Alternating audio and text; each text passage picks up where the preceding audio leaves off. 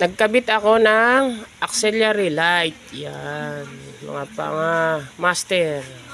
Yan. Yan, oh. Pagka kayo magkakabit niyan, yung negative sa body ground, and then yung sa positive, ikakabit nyo naman sa accessories wire na nandito sa loob ng headlight. Ikabit nyo yung negative sa body ground, and then yung positive, hanapin nyo lang doon sa accessories line. Para pag sinusian nyo, then dito, tulad nito, eto dito, okay, di ba nakita nyo? Ayun, ang yellow, ayun. Ito, dito. Yan. Tingnan nyo ha, sususiyan ko ha. Oh, yan oh. Oh, di ba? Oh. And then, yung switch niya, ganun din. Ito. Ano?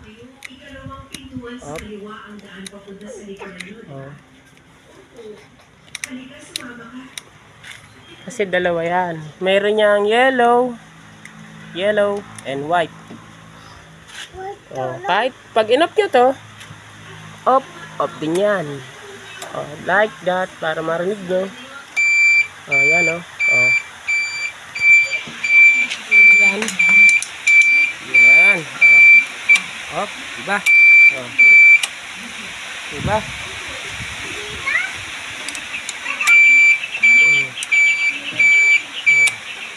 Sa accessories siya nakakabit.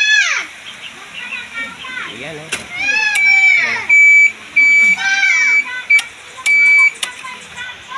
Okay, salamat sa panonood.